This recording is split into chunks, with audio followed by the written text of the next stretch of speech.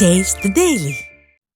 கடலூர் மாவட்டம் விருத்தாச்சலம் வருவாய் கோட்டாட்சியர் அலுவலகத்தை முற்றுகையிட்ட தனியார் மின் உற்பத்தி தொழிலாளர்கள் தொடர் தர்ணாவில் ஈடுபட்டனர்.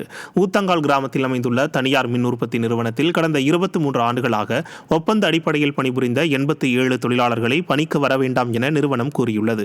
இதனை கண்டித்து வருவாய் கோட்டாட்சியர் அலுவலகத்தில் தொடர் போராட்டத்தில் ஈடுபட்ட 40 ஊழியர்கள் தங்களுக்கு வெற்றி கிடைக்கும் வரை போராட்டம் தொடரும் என்றனர். விடியா ஸ்டாலின் ஆட்சியில் தொழிலாளர்களின் நலன் நசுக்கப்படுவதாக பொதுமக்கள் குற்றம் சாட்டினர். உடனடியாக டாக்கா நிறுவனமும் சிஎல்டி நிறுவனமும் உடனடியாக பணி வழங்க வேண்டும் என்று இந்த 87 குடும்பம் சார்பாகவும் ஏஐடிசி சார்பாகவும் கேட்டுக்கொள்கிறோம். மயிலாடுதுறையில் ஸ்டாலின் படத்தை சமூக வலைதளங்களில் பதிவிட்ட அதிமுக நிர்வாகி கைது செய்யப்பட்ட சம்பவம் அதிர்ச்சியை ஏற்படுத்தியுள்ளது. திட்டை கிராமத்தைச் சேர்ந்த அதிமுக ஐடி விங் நிர்வாகி சூர்யா என்பவர் ஸ்டாலின் குறித்த படம் ஒன்றை முகநூல் பக்கத்தில் பதிவிட்ட நிலையில் உடனடியாக கைது செய்யப்பட்டார்.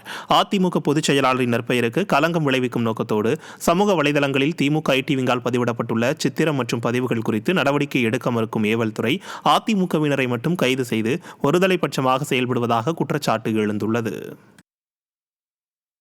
ராமநாதபுரத்தில் தமிழ்நாடு பட்டம் பட்டயம் பெற்ற யோகா ஆசிரியர் சங்கத்தினர் மற்றும் தமிழ்நாடு யோகா ஆசிரியர்கள் சங்க கூட்டமைப்பினர் கண்களில் கருப்பு துணி கட்டி நூதன போராட்டத்தில் ஈடுபட்டனர்.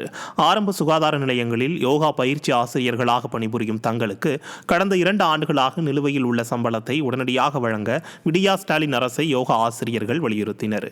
விடியா ஸ்டாலின் ஆட்சியில் பொதுமக்களும் அரசு ஊழியர்களும் சிரமப்படும் நிலையில் யோகா ஆசிரியர்களின் போராட்டம் இந்த குற்றச்சாட்டிற்கு மேலும் வலு சேர்ப்பதாக அமைந்துள்ளது. வழங்கிடு 2 வருட ஊதியத்தை வழங்கிடு